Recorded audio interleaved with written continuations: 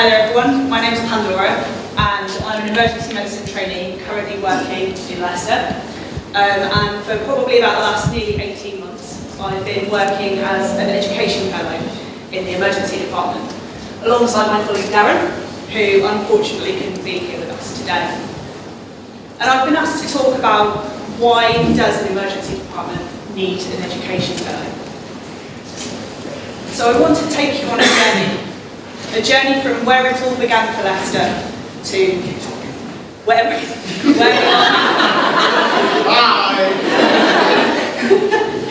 So from where it all began for Leicester to where we are now. And what Darren and I have been doing since we've been in post as an education fellow, and what benefits does having an education fellow bring, not just to the department,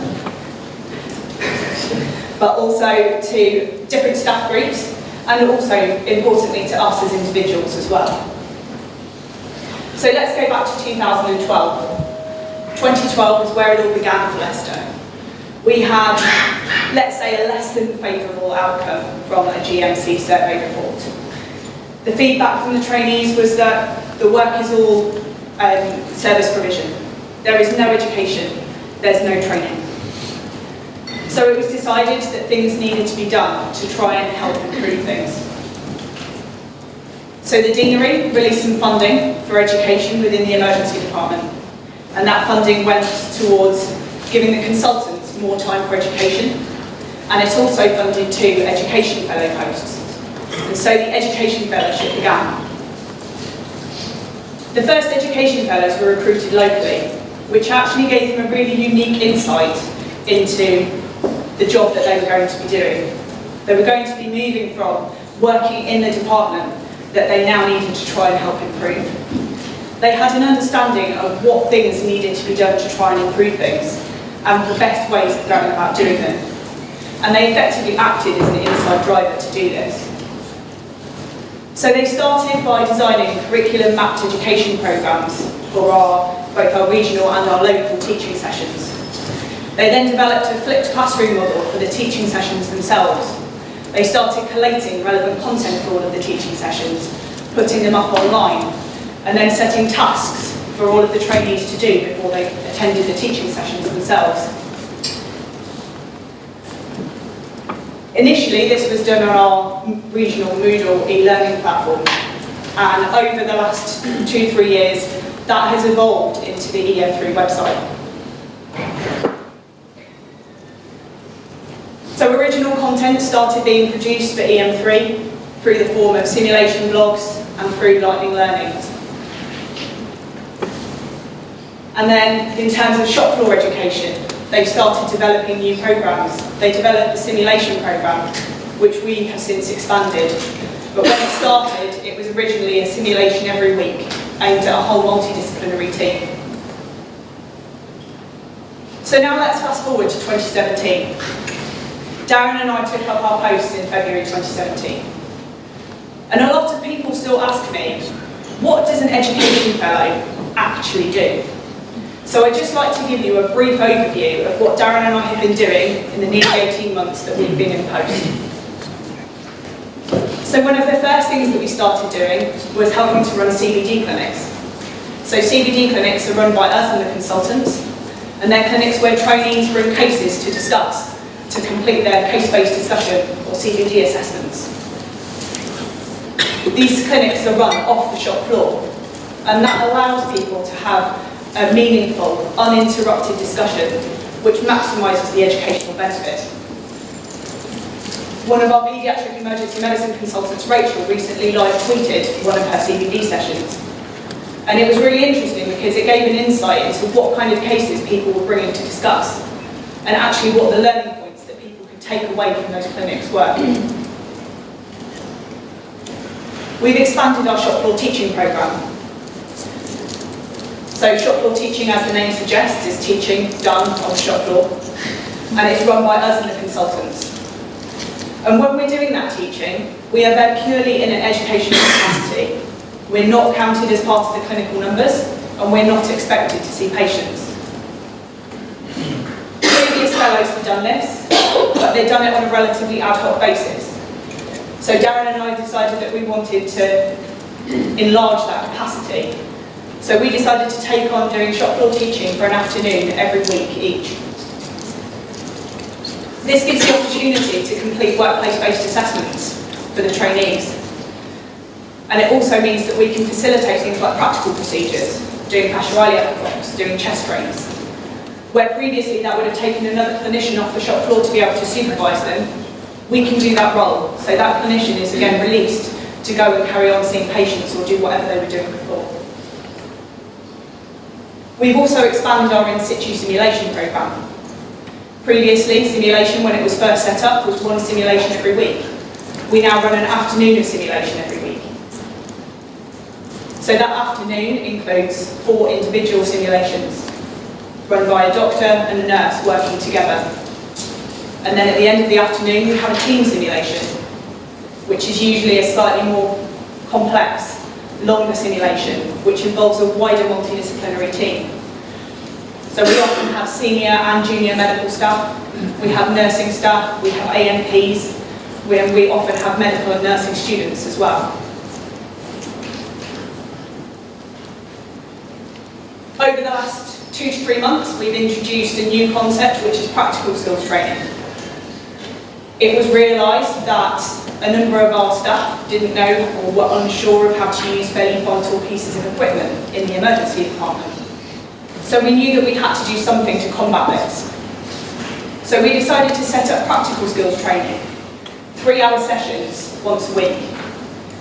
And the practical skill training, each practical skill lasts a month. And these sessions are run by both us as education fellows and by the nursing education team.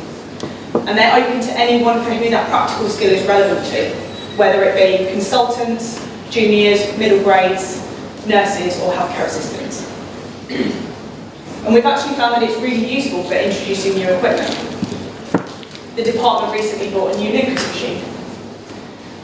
And over the period of a month, we managed to get around about 100 people through their Lucas training. So it means when that piece of equipment is brought into the department, there are more people who are competent to use it, and it's going to be much more safe to do so. We set up a teaching programme for the SHOs. All of the topics relevant to emergency medicine, some topics which they might not have necessarily come across in their clinical experience before. The programme consists of 2 days of adult emergency medicine and a day of paediatric emergency medicine, and includes informal lectures, practical teaching and simulation. It also gives the trainees an opportunity to do peer teaching. Most of the SHOs need to get peer teaching signed off as an assessment, and this gives them the opportunity to do so. So for all of the sessions that I've been describing, the staff are allowed time off the shop floor to attend these sessions.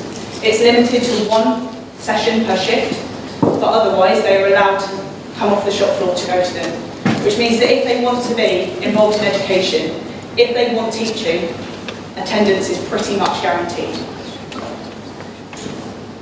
Another thing that Darren and I have been involved in day to day is the running of the EM3 website, alongside our multimedia technologist Jake, who does all of the hard work. He's hiding in the corner. So EM3 is a FOMED website, so it's open to everybody, everyone has access, but we circulate all of the content through the department, and it's shared on all of our departmental social media groups. A big function that we've improved this year in a local capacity is the booking ability, the booking function. So for all of the sessions that we've been talking about, the CBDs, the shop floor teaching, the practical skills teaching, simulation, staff can book their attendance at these sessions in advance via our website.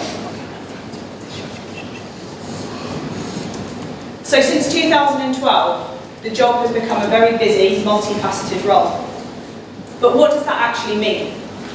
What benefits, what tangible benefits are there for your department having an education fellow, other than just, well, any education must be good, right? I think the most obvious benefit is for the juniors, for the SHOs. They get teaching, they get a formal teaching programme, they get shop floor teaching, they get involved in simulation. And we provide ring-fenced time to complete their workplace-based assessments, which, as we know, is a mainstay of assessments for trainees.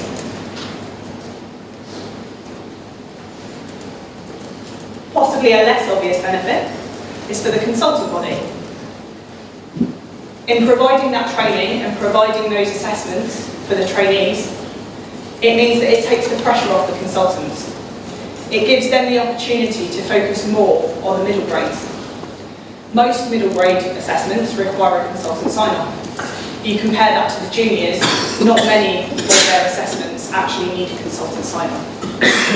So in taking on a proportion of that workload, it means that the consultants have more time to train our middle grades and more time to do the assessments for the middle grades. There are multidisciplinary team benefits. As I've said, all of our simulations and our practical skills training is open to the entire MDT.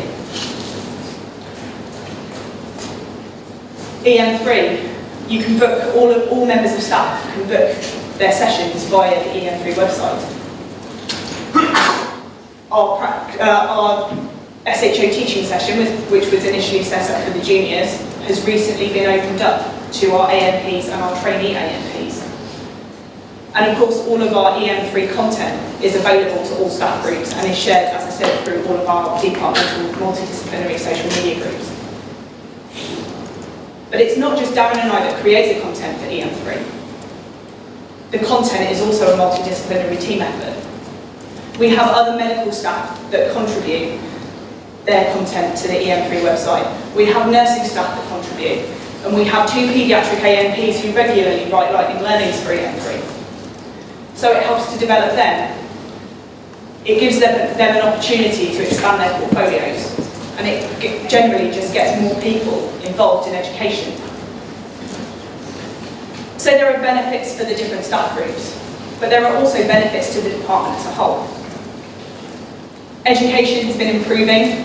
The GMC survey reports have been improving. And I think people are beginning to feel invested in, knowing that people are spending time providing training and education. And I think that little by little it's helping to improve staff morale. Another massive benefit for the department is that we fill rota gaps. So in Leicester, our education posts offer 70% time for education. That leaves 30% of our time for clinical work. So Darren and I cover night shifts and we cover weekends, thus filling rota gaps. Weekends and night shifts are notoriously difficult to cover with locums and are very expensive to cover with locums. So in having 2 people that will cover those shifts mean that staffing is far more consistent. We provide another role which isn't on the job description and which I definitely didn't expect to be doing. Juniors have been coming to us with their problems. Personal problems, related problems. And when we're teaching, we try to do it in the least intimidating way possible. And I think possibly they see us as more approachable than the other middle grades who they will only see in a clinical capacity, or more approachable than the consultants, no matter how much we try to flatten the hierarchy in ED. And while we can't necessarily give them definitive help, we can try and advise them. We can signpost them to the best person to talk to about that specific problem, or we can talk to their educational supervisors for them, thus effectively offering a sort of pastoral support role in the department. So there are benefits to the staff groups, there are benefits to the department as a whole. But why would you want to do a job as an education fellow? What benefits are there for the individual? Well, for me, it's been a bit of an unexpected journey. I got a lot more out of this job than I ever expected to. From my perspective, it gave me some time away from full-time clinical medicine. In emergency medicine, we talk a lot about burnout. And while I don't think I was necessarily at that point, I think I was definitely heading down that road. And having this job has given me time away from a full-time rota. It's given me autonomy in my work. If Darren and I don't have a specific teaching session to deliver, we're pretty much left to our own devices. We decide what work we're going to do, we decide how we're prioritising that work, and we're just left to do that. It's also given us the chance to follow things through from idea and concept to implementation. So things like expanding the simulation programme, introducing the practical skills teaching. I don't think that otherwise we would get the opportunity to see that very often. When you're only spending 6 months to a year in each place, you don't have the opportunity to go from idea to implementation of the things that you've come up with.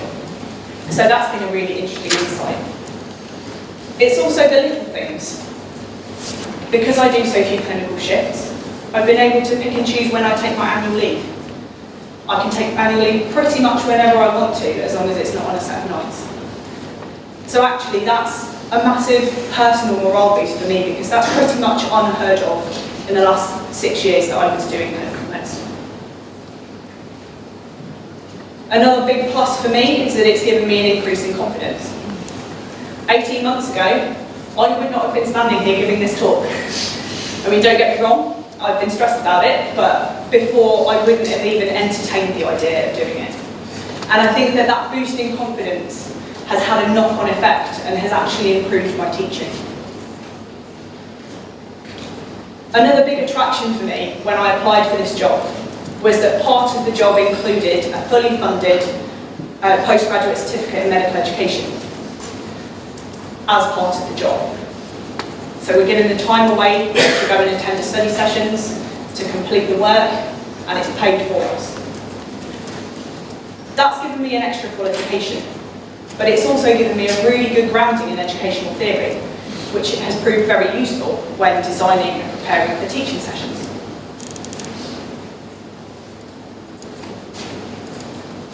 So,